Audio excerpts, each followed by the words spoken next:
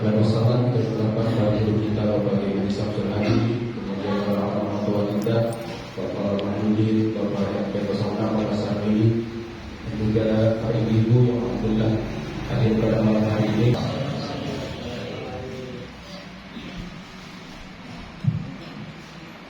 Assalamualaikum warahmatullahi wabarakatuh.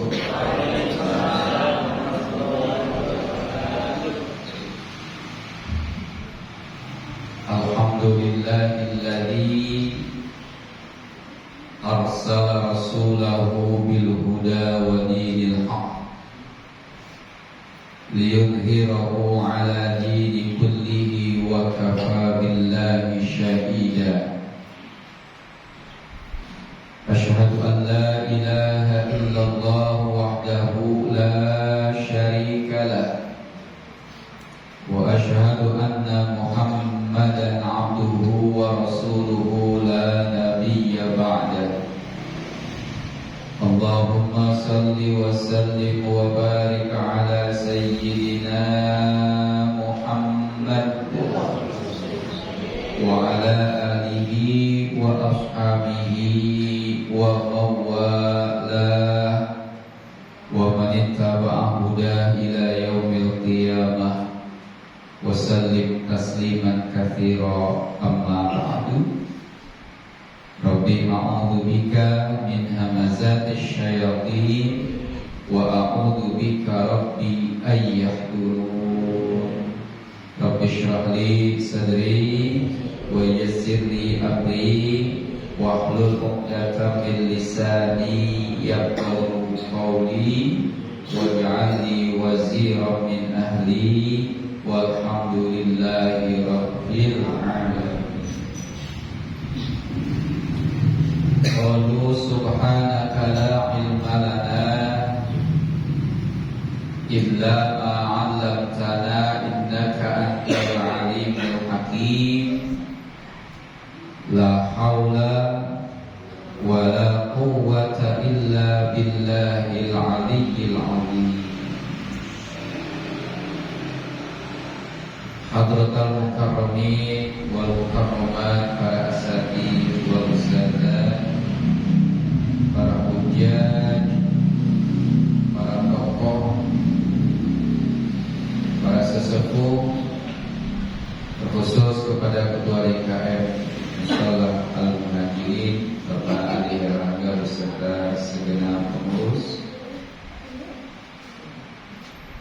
orang tua kita Bapak Haji Ardia, Bapak Salih, Bapak Ustaz Saifullah, Bapak Mahyudin,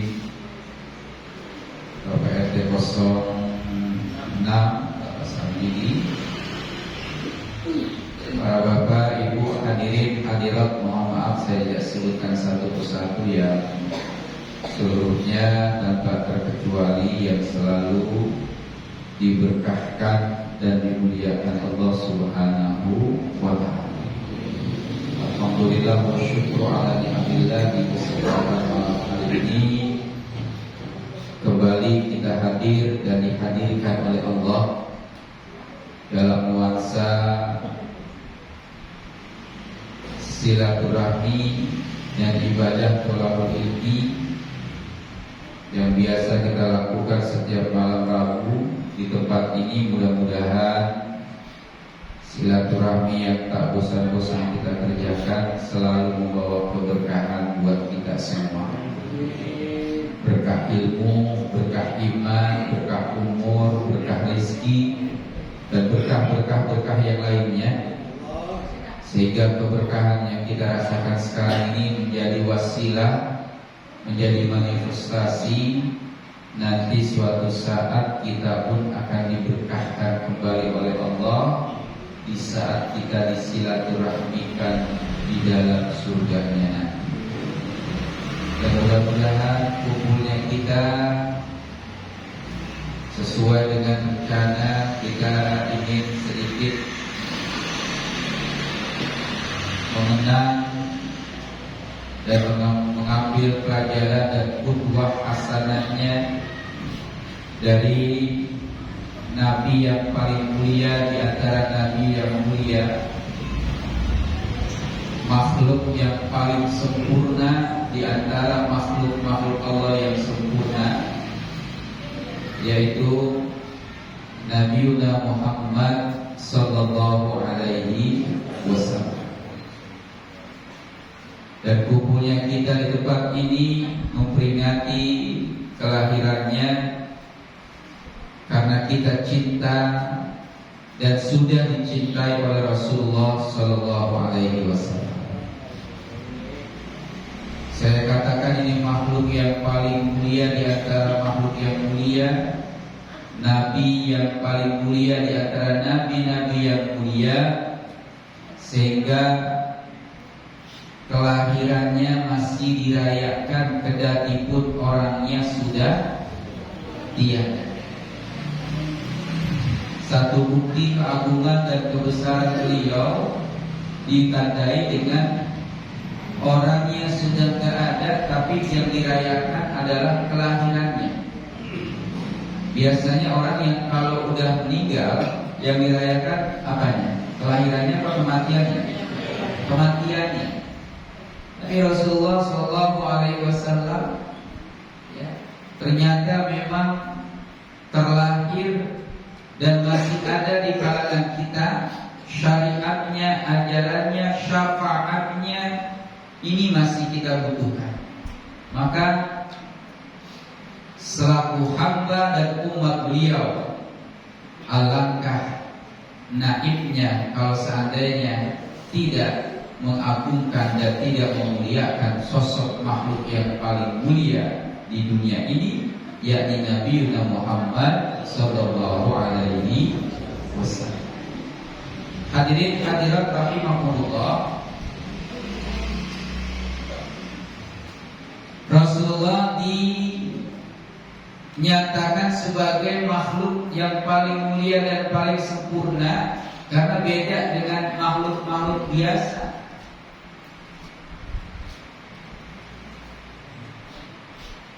Kalau kita makhluk biasa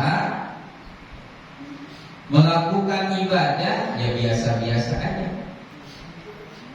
Kalau beliau melakukannya secara sempurna, tidak ada satupun yang terluput dan kurang. Total semuanya dikerjakan. Makanya kalau urusan ibadah, beliau dikit-dikit ibadah. Kalau kita ibadahnya sedikit. Kadang-kadang hitungannya matang banget. Takut kurang, takut rugi, takut sakit, takut mati, takut segalanya. Tapi kalau Rasul dalam urusan ibadah dia total. Semuanya maksimal ditujukan dan diniatkan karena Allah Subhanahu wa taala. Sampai suatu saat kita pernah mendengar Rasulullah kalau untuk sholat, untuk ibadah sampai kakinya pada bengkak. Jamaah kita ada nggak ya kalau sholat kakinya pada bengkak-bengkak? Yang ada kakinya udah bengkak, pada mau. Kalau ibadah, urusan ibadah Rasul dikit-dikit ibadah. Kalau kita hitung-hitungan ibadahnya, tapi dapatnya pengennya lebih banyak. Subhanallah. Beda makanya kita dibandingkan dengan Rasul. Itu kalau untuk urusan ibadah. Sedekah juga demikian. Sedekah juga demikian. Rasul dikit-dikit sedekah. Sampai suatu saat beliau ketika sholat subuh, biasa kalau habis sholat subuh Rasul melakukan sedekah dan diajarkan kepada sahabat untuk mengeluarkan sedekah di pagi hari. Kenapa? Karena di pagi hari itu ada dua malaikat berdoa. Apa doanya? Allahumma a'ti munfiqan khalafan wa a'ti mumsikan talafan. Malaikat yang pertama berdoa, ya Allah, a'ti munfiqan khalafan, berikan orang yang pada pagi hari ini bersedekah ganti yang lebih banyak, yang lebih berkah dan lebih dari segala apa yang dikeluarkan. Tuh,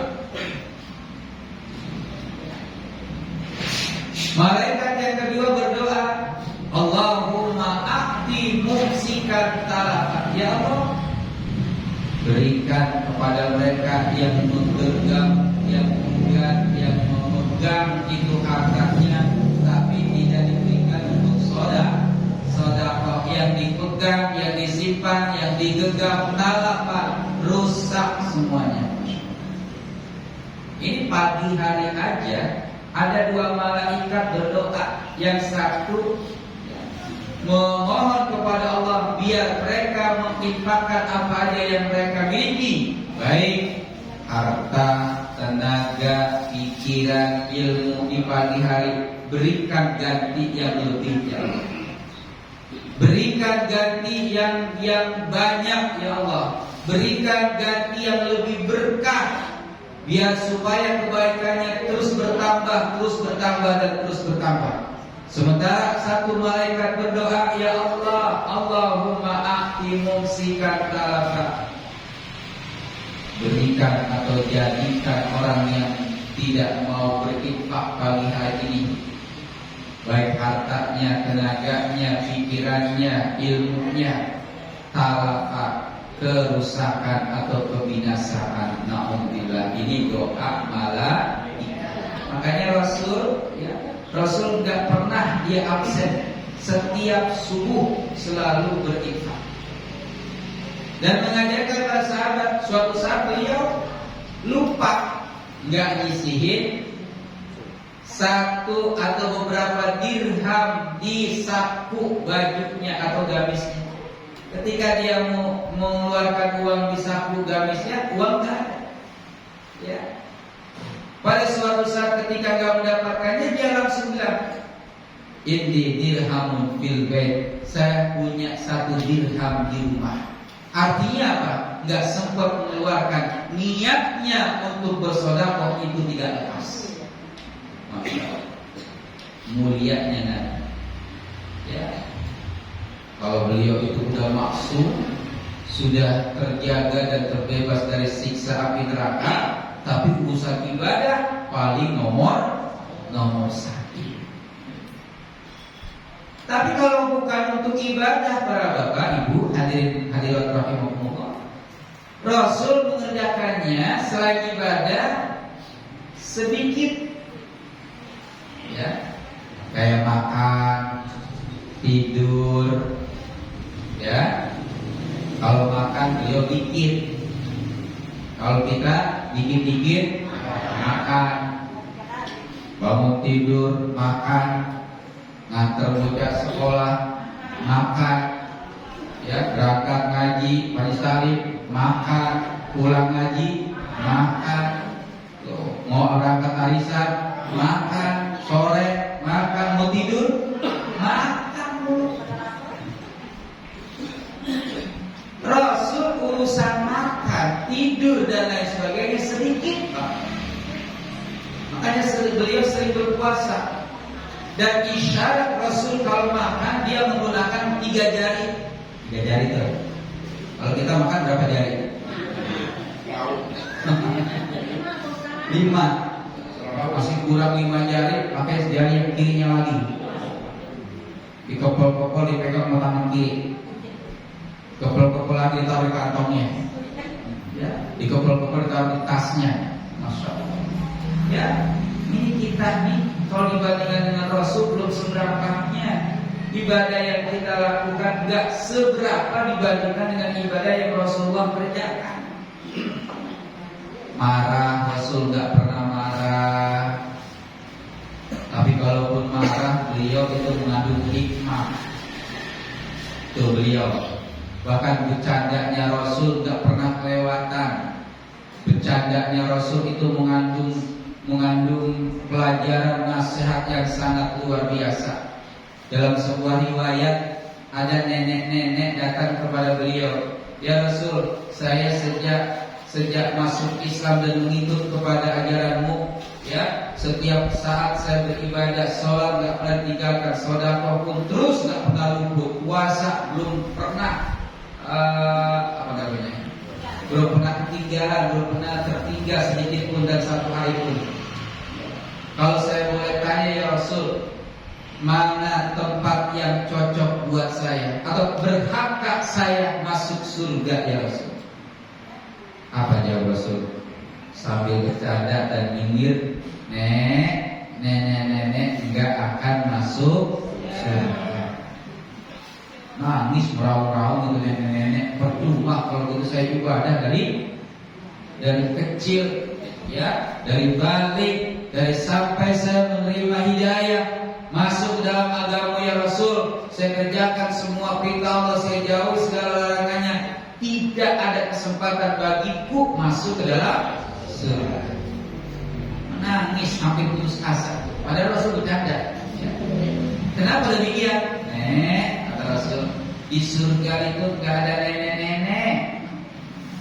Kalau nenek sekarang udah keriput, besok masuk surga kenceng lagi. Masya Allah, luar biasa bercandanya Rasul. Nggak pernah menyakiti. Kita kalau bercanda kelewatan, ya. Kita kalau bercanda kelewatan. Akhirnya yang kecil digede-gedein, yang kagak ada diada-adain. Akhirnya tambah memanas, terjadilah perselisihan, terjadilah pertengkaran, dan setelah terjadi pertengkaran, perpecahan, nggak nanya, ya, terus bermusuhan, tidak pernah berakhir karena mereka, ya, melakukan itu tidak mengandung hikmah, tapi mengandung permusuhan. Ya, itu bercandanya Rasul aja kayak begitu. Bahkan sebuah riwayat mengatakan apa Bu? Pak, air wudhunya beliau, air wudhunya beliau direbut, bekas air wudhu beliau direbut-rebut oleh sahabat. Kita habis wudhu, air wudhu kita ada yang direbut-rebut gak? Buat apa? Air wudhu beliau itu sampai ditadahi sama jamaah, sama sahabat, saking mulianya, dan kepengen mereka, ya, nggak bisa memeluk dan nggak bisa berbarengan dalam berkata, berucap dan berakhlak. Cukup dengan air wudhu mereka simpan dan mereka lakukan di dalam bersuci, itu menjadi kebanggaan para sahabat. Air ludahnya dia ditadami, jangan kena tanah. Kalau sahabat tahu Rasulullah meludah, itu ludahnya ditadamin, bahasa kita tadamin, ditatakin. Maksudnya apa? Jangan sampai air ludahnya itu kotor terkena dengan tanah. Sampai sini. Ini kemuliaan baginda Nabi. Bahkan dalam sebuah riwayat, muka beliau itu penuh dengan cahaya. Saya baca di dalam kitab Irsyadul Ibad ila Sabilir Rasyad, di dalam bab Al-Hathu ala Sholawati ala Nabi, perintah untuk banyak-banyak dan gemar-gemar membaca sholawat kepada Nabi. Bahwasanya diceritakan dalam kitab itu Rasulullah SAW, ya, mukanya sangat bercahaya dan bisa menerangi ruangan yang gelap. Aisyah ketika sedang jahit baju yang robek, tiba-tiba jarumnya kontal. Situasinya nggak ada lampu, gelap. Dia nutur sana, nutur sini, nutur sana, nutur sini, kagak dapat itu jarum. Ditanya sama Rasul, ya Aisyah, kamu lagi ngapain? Kata Aisyah, saya sedang mencari jarum ya Rasul. Ya Habibi, wahai kekasihku, Akhirnya Rasulullah menghampiri Aisyah. Ketika beliau menghampiri Aisyah, Aisyah terperanjat dan kaget. Ternyata itu ruangan terang benderang melalui sinar yang terpancar dari wajah Rasulullah Shallallahu Alaihi Wasallam. Lagi malam mati lampu ya? Enggak. Kawasan saya mati lampu.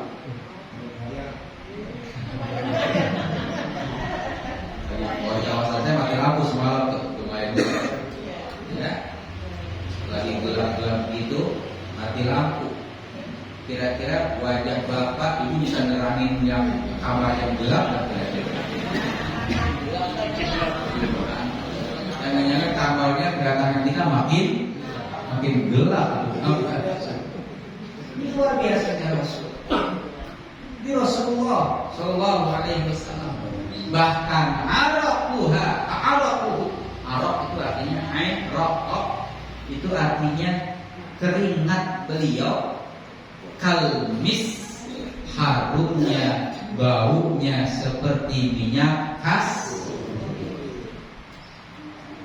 Makanya Siti Aisyah kalau Rasulullah habis berdakwah pulang tengah malam, ya, dia bukakan pintu, dia peluk, ya, dan yang menjadi objek ciumannya apa? Ketiak Nabi. Ibu pernah nggak suaminya pulang ngarit, keringetan, ibu sikap, ibu peluk, ibu cium ketiaknya? Pernah nggak? Kalau sampai begitu, kira-kira apa yang terjadi? Ini Aisyah gemar banget memeluk Rasulullah dan yang menjadi objek ciumannya apa? Ketiak. Dia ngelendor, dia nyelusup bukannya ke ketiak Nabi. Masya Allah. Hanya untuk mendapatkan bau harumnya keringat Rasul. Keringat kita habis main bola gitu. Kira-kira ada nggak yang disenangi sama bini kita? Subhanallah. Ini bedanya Nabi Muhammad dengan makhluk biasa. Makanya orang Arab menyatakan anta bashar. Ya Rasul, engkau itu adalah bashar, satu di antara makhluk Allah. Sama dengan bashar, basyair. Ya, basyair itu artinya makhluk manusia, sama. Rasul makan, kita makan. Rasul tidur, kita tidur. Rasul sholat, kita sholat. Ya, Rasul berkeluarga, kita berkeluarga. Ya, Rasul bekerja, kita bekerja. Tapi bekerjanya, sholatnya, berkeluarganya, tidurnya, makannya, istirahatnya Rasul tidak sama dengan manusia biasa. Walasta kal bashar, tidaklah kamu seperti manusia biasa. Kayak saya kemarin berapa tahun yang lalu tuh gede banget tuh. Gedenya kenapa? Ada ulama menyamakan Rasul waktu kecilnya sama kayak anak-anak masih kecil. Nyolong jambu. Ya. Kalau di Indonesia kan jambu, di sana nggak jambu, kurma. Ada kurma dipetik begitu, kencing di mana-mana. Kan bocah kadang-kadang kencing, kadang-kadang jalanan tuh ambil berdiri, ya, matanya belekan, hidungnya ingusan, mulutnya rebekan, ya, bulukan, ya, hitam, tangannya kalau digaruk ngebul. Enggak sama. Kalau tidur suka ngompol, katanya gitu. Enggak. Rasul itu maksum. Dari lahirnya, bahkan dari dalam kandungan beliau sudah dijaga dan dipelihara oleh. Makanya dalam sebuah riwayat, Bu, Siti Aminah, siapa Aminah? Ibunda Rasulullah Sallallahu Alaihi Wasallam, ketika melahirkan beliau tidak merasakan sakit apa-apa, dan dalam sebuah riwayat tidak mengeluarkan darah untuk mengiringi Rasul keluar dari rahim seorang ibu bernama Aminah. Ya Allah, saking mulia, bersih itu kandungan, bersih itu rahim, nggak ngeluarin darah setetes pun. Tapi nggak sakit, Allah yang melihat. Coba kalau seandainya zaman sekarang wanita ngelahirin bocah kagak ngeluarin darah, kagak ngeluarin apa tuh, apa yang tuban misalkan, kira-kira bisa nggak? Ya bisa dengan cara disesa. Tapi dengan cara seperti itu adalah keunikan manusia biasa. Namun Rasulullah lahir dalam keadaan sempurna, wa mahtunan, dan sudah dikhitan. Zaman sekarang ada anak katanya lahir udah dikhitan, siapa yang khitan? Dibilang katanya dikhitan sama jin. Ya, tapi Allah Subhanahu wa taala sudah mensucikan. Jangan sekali-kali kita menyamakan manusia dengan menyamakan nabi dengan manusia biasa. Allah sudah mengangkat derajat beliau, wa innaka la'ala khuluqin 'azim. Benar-benar sesungguhnya engkau ini ya, berada di atas mereka-mereka dan mempunyai akhlak yang sangat mulia. Hadirin hadirat rahimakumullah. Maka wajib bagi kita cinta kepada Rasul. Sebab sebelum kita cinta sama Rasul, Rasul udah cinta duluan sama kita. Kita malu nih sebenarnya.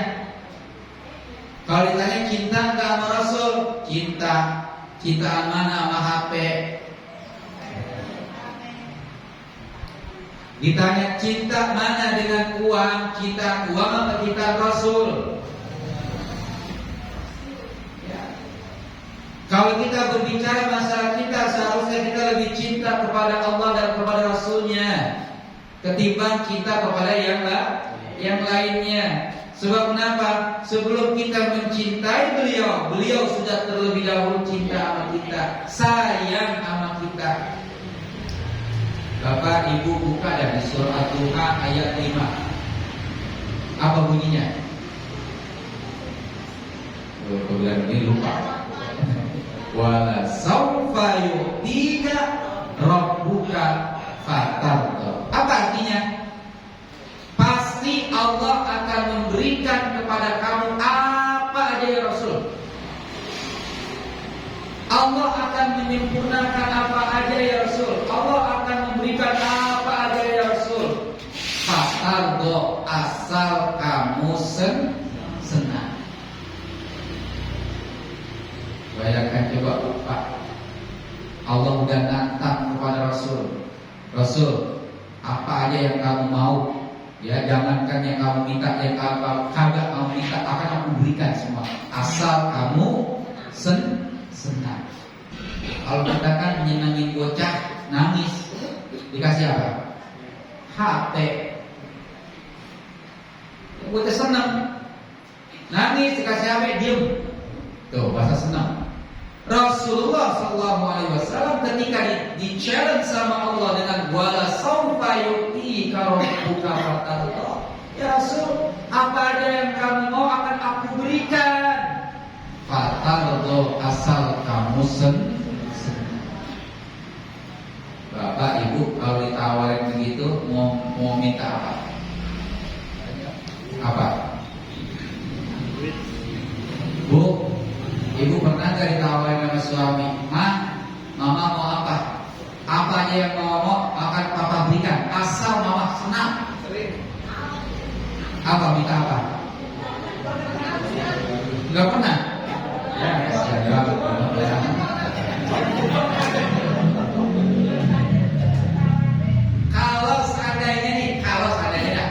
Kalau seandainya belum pernah, seandainya ada seorang suami nawarin kepada istrinya, mama mau apa? Apa aja yang mau minta, jangankan yang jadi minta, akan papa berikan asal mama senang. Kalau nih, bayangan kita ada yang katakan kayak gitu, kita mau minta apa?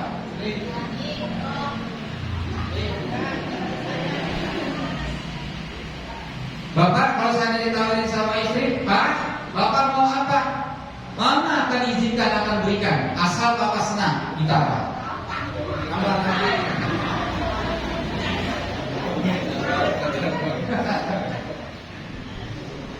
Rasul nggak minta apa-apa, ibu bapak.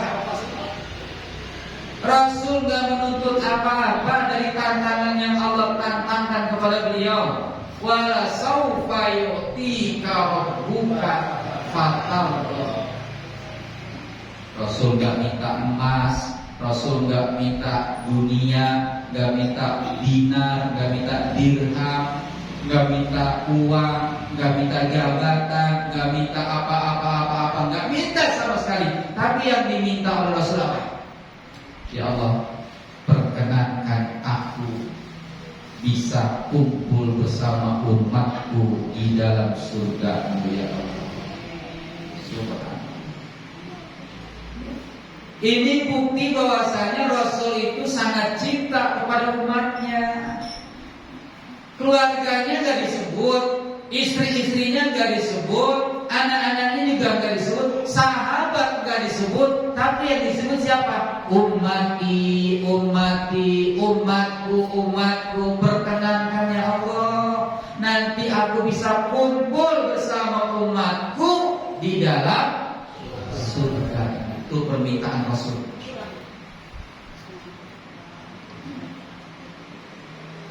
Seorang istri tanya, mama mau apa? Asal mama senang, mama gak minta apa-apa. Asal kita bisa kumpul nanti di dalam surga. Masya Allah, indahnya luar biasa. Ya, ini mah kita belum tahu ketemu mobilnya kok ada semua Yesus. Ini yang luar biasa. Rasul saking cintanya, dia nggak sebutin keluarganya, nggak sebutin sahabat dan orang-orang yang istimewa. Pokoknya siapa aja yang mengaku dan di label sebagai umat Rasulullah doakan, ya Allah, perkenankan aku bisa berkumpul bersama umatku di surga. Ini wujud cintanya baginda Nabi Sallallahu Alaihi Wasallam. Kalau kita belum sampai sejauh itu, miris rasanya kalau kita nggak cinta sama Rasul. Ada yang fanatik banget, ada yang maulid bid'ah. Setiap bid'ah dolalah, sesat. Setiap yang sesat ada di neraka. Jadi malam hari ini jamaah muhajirin yang merayakan maulid masuk neraka semua. Terlalu picik, terlalu dangkal ya di dalam menyikapi sesuatu permasalahan, khususnya permasalahan agama. Hadirin hadirat rahimakumullah, maka kecintaan Rasulullah kepada kita harus kita imbangi. Oleh karenanya kita sering berikrar, raditu billahi robba wa bil islami dina wa bil muhammadin nabiyya wa rasul.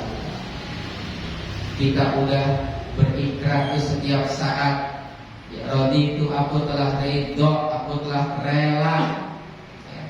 Raditu billah, kepada Allah sebagai Rabban, Tuhan yang wajib disembah.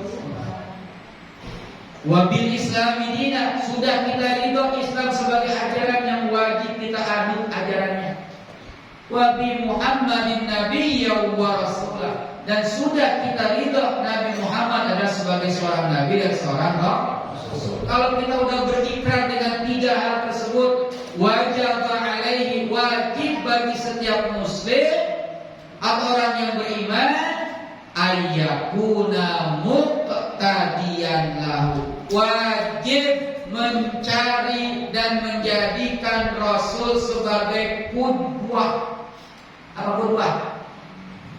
Contoh, ya, sebagai figur setiap hari buat kita. Semua akhlaknya, semua figurnya dan contohnya wajib kita aplikasikan dalam kehidupan sehari.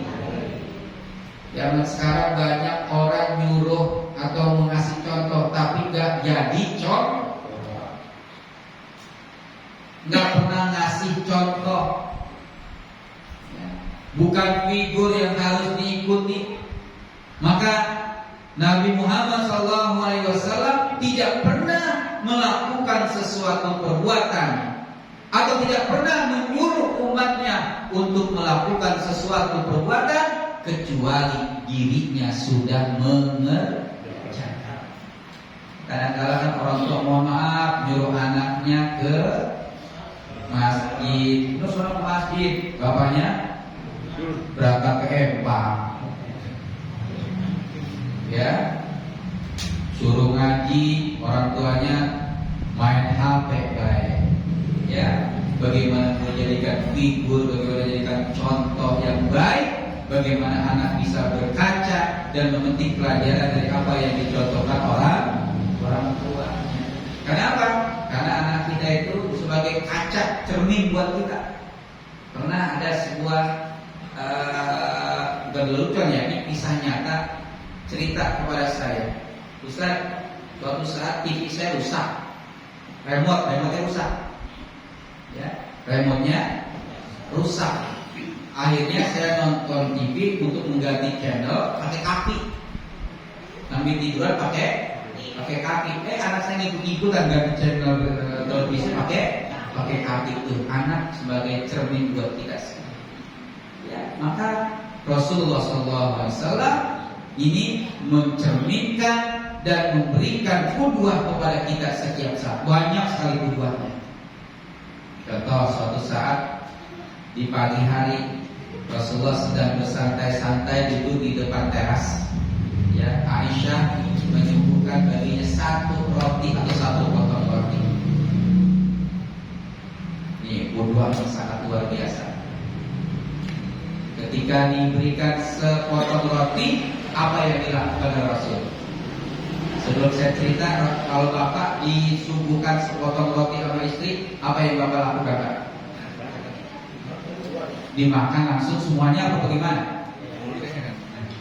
Rasul setelah Aisyah menyuguhkan sepotong roti dibelah dua, dipotong dua. Sebelah buat Aisyah, sebelah buat dirinya. Bapak kalau seandainya disuguhkan sepotong roti kayak gitu enggak sama istri? Hah? Kagak. Jadi dimakan semua sepotong roti.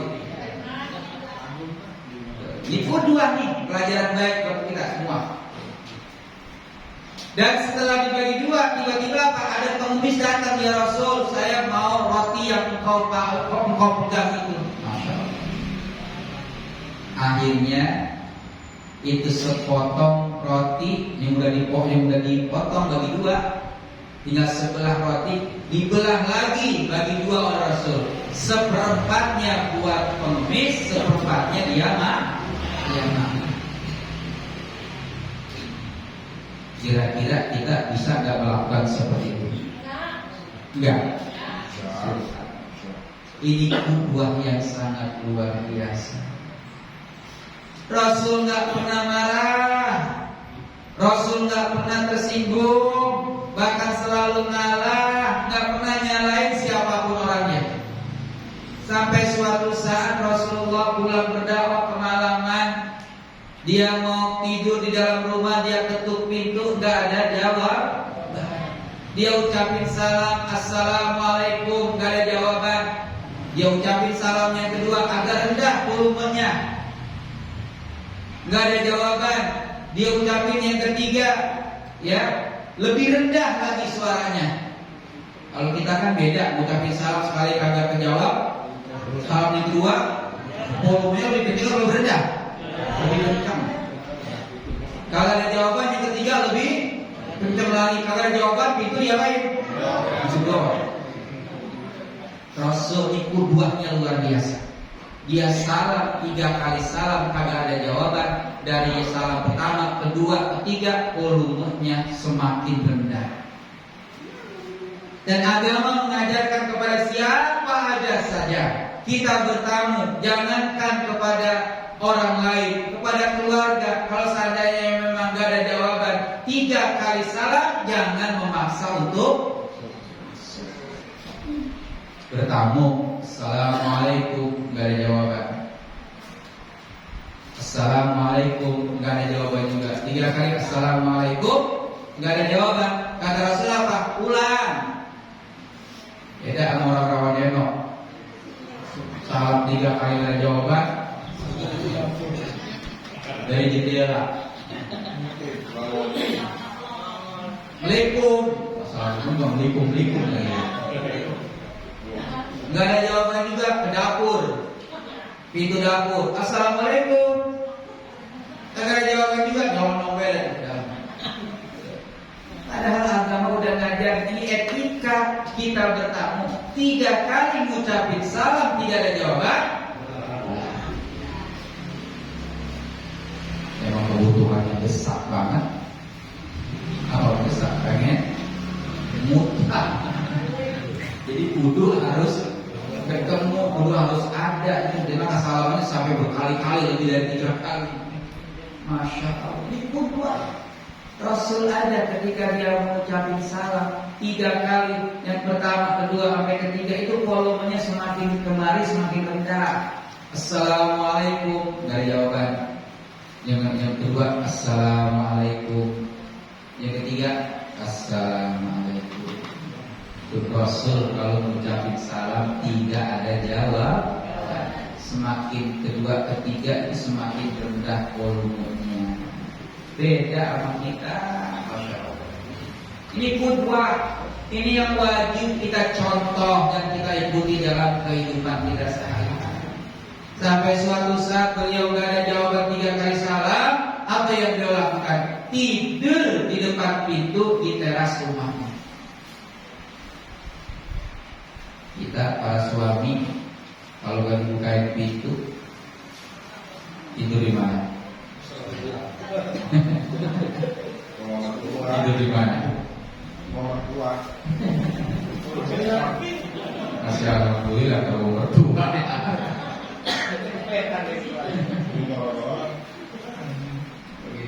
Kadang-kadang bini sengaja malah dari pintu. Tidur sono, jangan di rumah. Katanya tidur di tangga di rumah janda. Masih disalahin. Ya Allah, mohon maaf, astagfirullah. Ya, jadi ini qudwah buat kita para ibu bapak jamaah sekalian. Ketika nggak ada jawaban, Rasulullah tidur di depan pintu di teras rumah. Ketika Aisyah menjelang pagi mendusing, ya, dia repa-repa di samping kirinya, samping kanannya, kok nggak ada? Aina Habibi. Dia baru ingat bahwasanya Rasulullah habis isya berangkat berdakwah pulang malam, tapi ya sampai saat ini dia nggak tahu bahwasanya Rasulullah udah pulang, cuma dia nggak dengar suara salam. Dia buka itu pintu sambil telinga-telinguk, dia kaget ketika buka pintu, di depan pintu Rasulullah sedang tidur. Masya Allah. Ya, dibangunin. Ketika dibangunkan, Rasulullah bangun. Aisyah minta maafkan aku yang salah. Nah, ketika Aisyah minta maaf, malah Rasulullah nggak marah-marah, nggak marah. Beda sama kita kalau seandainya mengambilkan pintu itu pintunya udah gedor, dimarah-marahin, dan ini yang membudek, congek, ya, apa segala macam lupa tuh disebutin semuanya. Bila perlu kalau ragunan di absen atau aku gara-gara gak dibukain pintu. Tapi Nabi Muhammad gak marah, malah tersenyum. Ya Humairah, sebetulnya bukan engkau yang salah, akulah yang salah. Ya, aku enggak berpuasa untuk mengganggumu setelah tidur. Sebetulnya aku pulang sebelum kamu tidur, tapi ternyata aku pulang kamu sudah tidur. Aku enggak boleh ganggu kamu sedang tidur. Maka karena kau tidak bangun, aku terpaksa tidur di teras. Enggak usah dipikirin, akulah yang salah, kamu tidak bersalah. Ini qudwah yang sangat luar biasa. Gara-gara merasa salah terhadap pasangannya, tidak ada yang merasa dirinya paling benar. Bisa nggak kita coba dari kehidupan sehari-hari? Insya Allah. Yang kedua, ya Rasulullah pernah pengen dibuatkan minuman atau susu segelas susu karena haus habis berdakwah di malam hari. Ya, Aisyah memang baru bangun tidur, nggak sadar. Ya, ketika membuat susu Rasul yang diambil bukan gula melainkan garam, diaduk. Ketika Rasulullah nih, etikanya seorang istri, kalau buatkan minuman buat suami, sebelum dipinum tungguin dulu, jangan tinggal pergi. Udah ya, kopi gue udah buatin, gue mau sono mau ngopi.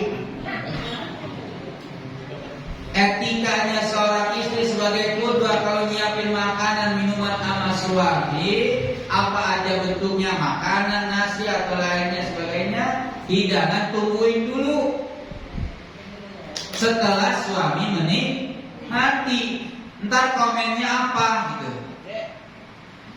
Ini kadang-kadang seorang istri, oh udah masakin, ya, air udah dimasakin, sayur di kuali, ikan di penyaringan, gitu. Udah siapin semua, tinggal makan. Mau lu mana? Mau ngeloneng? Etika seorang istri kalau nyiapin atau nyuguhin makanan kepada suaminya, tungguin dulu apa reaksi, apa komennya setelah menikmati masakan istri. Suatu saat Aisyah sambil ngucek-ngucek mata, disiapin tuh susu untuk Rasul. Ketika diminum, dia tanya, ya Rasul, kurang apa minumannya? Masih kurang manis atau bagaimana? Apa jawab Rasul? Ya Humairah, ini susu nikmatnya luar biasa. Gitu. Ya, nggak dibilang ini masakan kagak enak, ini masakan kepedesan, ini makanan keasinan, tapi beliau bilang ini masakan, ini susu luar biasa nikmatnya. Kan bini kalau seandainya di komen seperti itu rasanya gimana? Senang gak? Masa kasinan mulu pengen kawin. Nyeduh susu, nyeduh kopi, kepahitan mulu, kurang gula, misalnya dimarah-marahin. Nikmati, indah, nikmat sekali. Tapi kata Rasulullah, namun lebih nikmatnya kalau ini aku, ya, atau susu ini kita nikmati bersama-sama. Masya Allah. Rasulullah nggak bilang keasinan. Akhirnya pas dicicipi oleh Aisyah, hilang ngantuk Aisyah. Ya, yang tadinya dia ngucap mata ngantuk atau masih ngantuk, ketika mencicipi dan menikmati susu yang sudah dihidangkan kepada Rasulullah alias buatannya itu, hilang rasa ngantuk Aisyah. Dia minta maaf, ya Rasul, ya Habibi, maafkan aku salah naruh gula, bukan yang gula yang aku taruh ke dalamnya melainkan garam. Apa jawab Rasul? Ya, jangan bersedih, jangan merasa bersalah. Engkau tidak salah, yang salah itu aku. Seharusnya engkau lagi ngantuk, aku nggak mengganggu rasa ngantukmu, dan aku nggak harus perintahkan kamu membuatkan segelas susu. Yang namanya orang lagi ngantuk kadang-kadang salah ngambil. Ya, dikiranya gula melainkan garam. Dikiranya air biasa, nggak taunya air cucian piring. Kan bisa jadi terjadi kayak gitu. Ya, makanya Rasulullah nggak pernah ikut buah yang sangat luar biasa. Banyak sekali buahnya. Rasul nggak pernah bohong, dan ini menjadi ikoniknya. Ikonnya Rasul itu, Rasul gak pernah bohong. Menjadi kebanggaan orang Quraisy. Rasulullah adalah salah satu keturunan Quraisy yang tidak pernah bohong.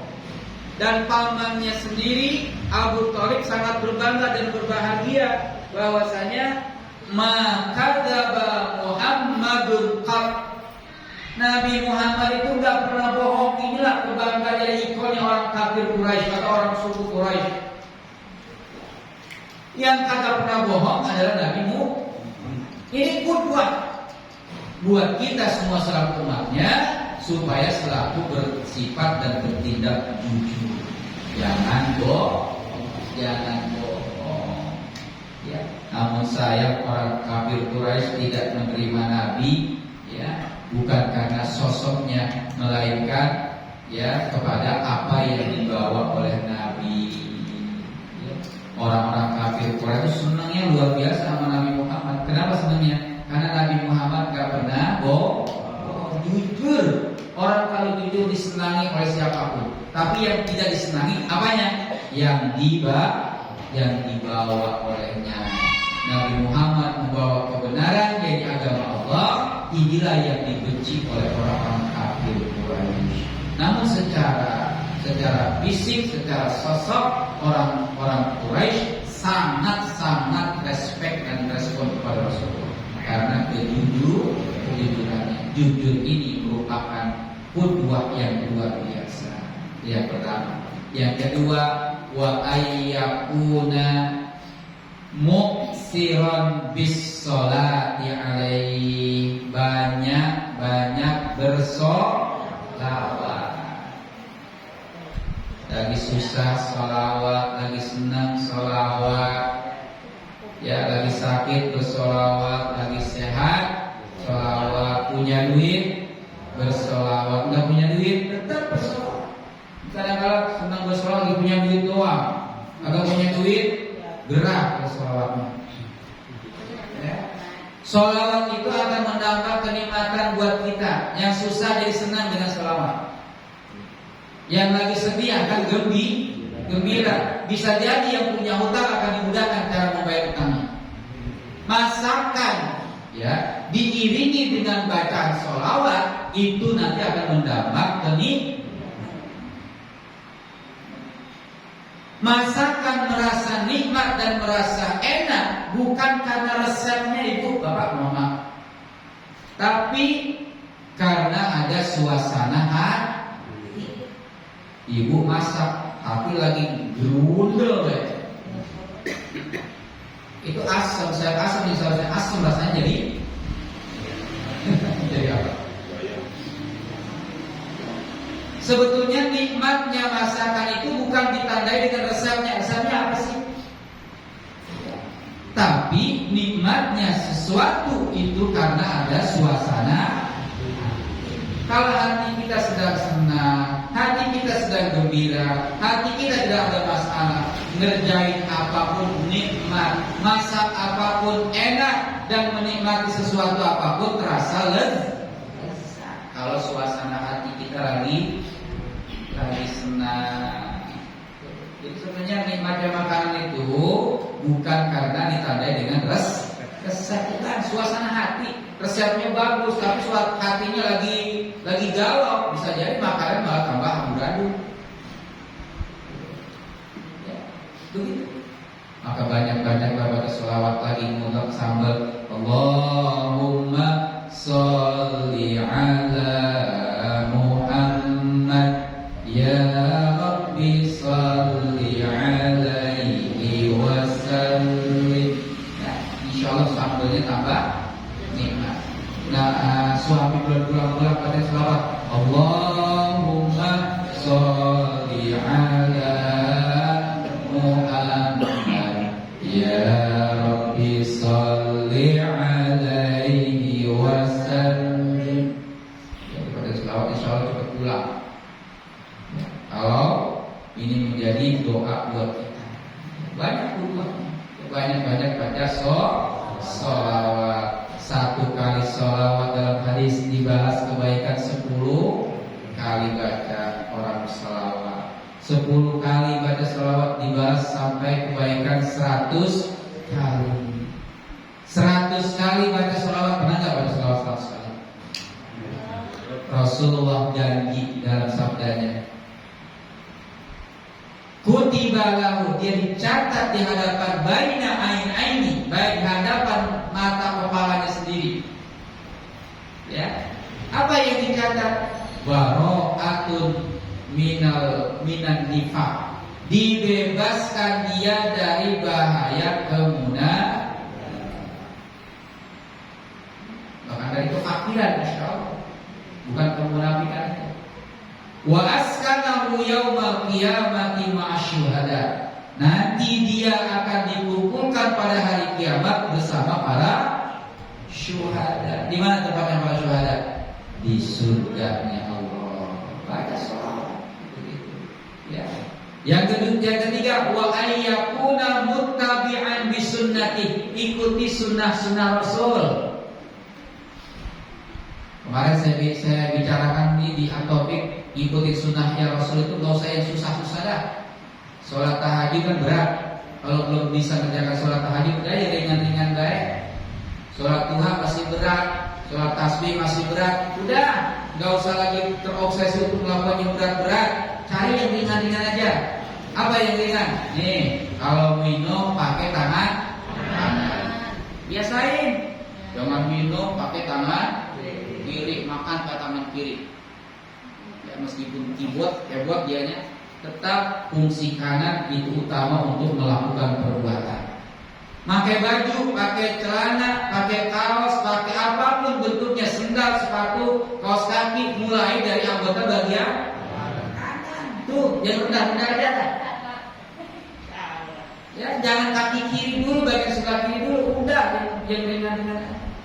Makan mulai dengan bismillah, akhiri dengan alhamdulillah. Masuk musola, masuk mati pakai kaki kanan, dua pakai kaki kiri. Udah, nggak usah yang tinggi-tinggi dulu. Ya, ini aja yang ringan-ringan. Makan, minum sambil duduk, jangan sambil diri. Ini sunnah Rasul. Insya Allah selain tambah pahala menyempurnakan yang wajib. Ya, yang ringan-ringan aja dulu. Baru setelah itu nanti insya Allah rawatibnya kesempurnakan, duhanya, tahajudnya, witirnya, tasbihnya. Ya, silakan. Ya. Yang ringan-ringan ini pakai bismillah, pakai alhamdulillah, insya Allah berkah dan mendapat syafaat dari Rasulullah.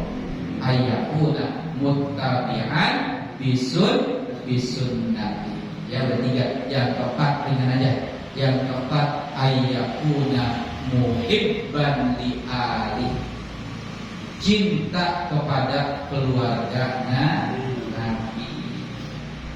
Karena Nabi udah nggak ada, siapa yang kita cintai keluarga? Siapa keluarganya? Dia keturunan-keturunannya. Habaib. Kalau nggak ada habaib, pewarisnya. Siapa pewaris Nabi? Para ulama jangan dibenci, ulama jangan dipojokin, jangan dipersekusi, ya, jangan dituntut, jangan dihina, jangan dipecah belah. Ya. Inilah ulama, laulal ilmu lakana nasu kal bahaim. Kalau kagak ada ilmu yang sumbernya ilmu itu dari ulama, maka para manusia nanti persis seperti binatang, jadi kayak binatang. Ya, udah nggak karuan lagi nanti. Siapa yang memberikan arahan? Siapa yang akan memberikan nasihat kalau ulama pada dikucilkan, didiskreditkan, dipojokin, dipecah belah? Ya, inilah yang menjadi kebanggaan buat kita sekalian. Kalau kita udah raditu billahi rabban wa bil islam dinina wa bi Muhammadin nabiyya wa rasulah, maka harus jadikan apa yang menjadi contoh buat kita kerjakan, yang dicontohkan Nabi. Sunnah-sunnahnya kita ikuti, banyak-banyak membaca sholawat dan cintai keluarga Nabi. Insya Allah kita akan kumpul bersama orang-orang yang kita cintai. Demikian, juga setengah 10 lewat. Mudah-mudahan bermanfaat dan mudah-mudahan dapat kita aplikasikan dalam kehidupan sehari-hari. Terima kasih dan mohon maaf atas kekurangan. Wallahu muwaffiq ila aqwamit thoriq. Billahi taufiq wal hidayah wa minkum. Wassalamualaikum warahmatullahi wabarakatuh. Waalaikumsalam warahmatullahi wabarakatuh. Alhamdulillah, sama-sama kita ikut mendengarkan mau'izatul hasanah yang disampaikan oleh Bapak Guru kita. Mudah-mudahan sekali lagi apa yang